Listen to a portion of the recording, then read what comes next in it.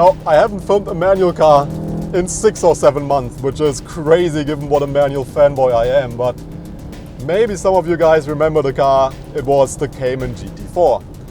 And in that video, I complained about the rather long gearing of the Cayman, making it less fun to drive on a twisty road.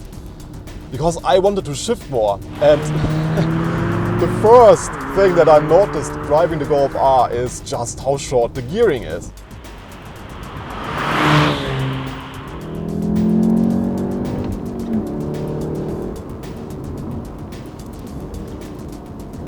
So my first impression immediately was that this car has shorter gears than the Audi S3 that I drove and also the Seat Leon Cupra, which have basically the same engine, but those two cars max out at about 270 kph indicated, while the Golf R you can hit redline in 6th gear and you have around 255 kilometers of top speed.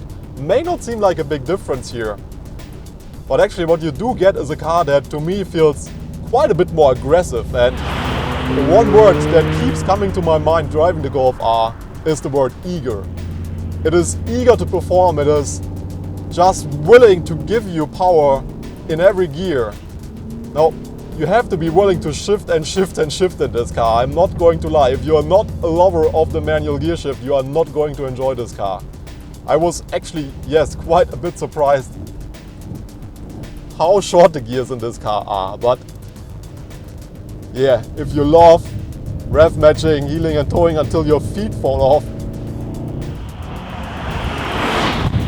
that just makes the Golf R one of the most enjoyable and most playful cars that I've ever experienced here. And rev matching is so easy in this car, the controls are perfectly judged. Coming out of the corner here without the ESP on, you actually do get a little bit of oversteer on corner exit if you stay committed to the throttle, and that just makes the Golf R so much more fun to drive and makes it feel so much more playful than the Audi RS3 which I drove in very similar conditions actually. I mean, I've driven the Golf R in basically every weather that you can experience. Last week we had snow and very wet and icy roads, and this week I'm still on the winter tires of course, but we have 12 degrees outside, so yes, I do get a little bit of understeer here initially, but if you stay committed to the throttle and switch off the ESP, not that I recommend that, but then you can get a little bit of oversteer on corner exit, and that just makes the Golf R, for me, the most enjoyable hot hatch that I've driven so far. And yeah, if you want to get into performance driving, I think this is a great car for people who want to get back into a manual car, because the controls are just perfect in the Golf R. This gearbox here has a nice shift, feels like it has a short shifter almost. The clutch is very forgiving. Overall, this is just such a riot to drive. And you still get a perfect daily driver.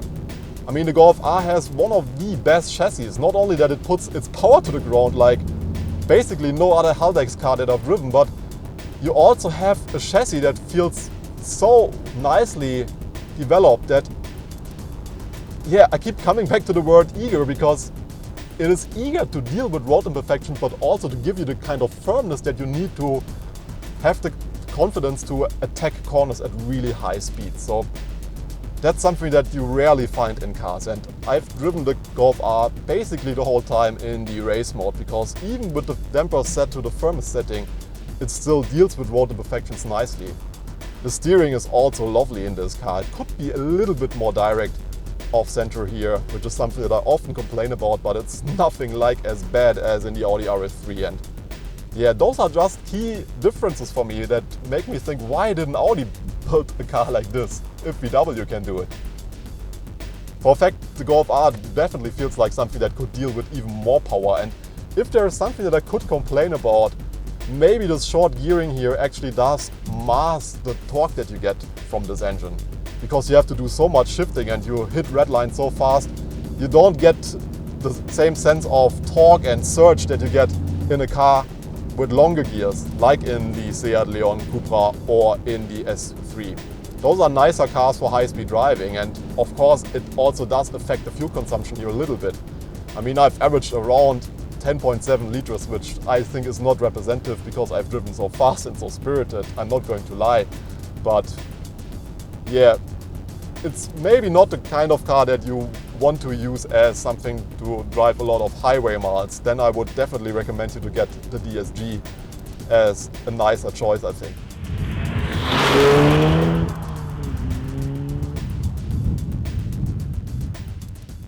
After driving the Audi RS3, I was so disappointed, and I got so much hate for that review because I didn't like the car.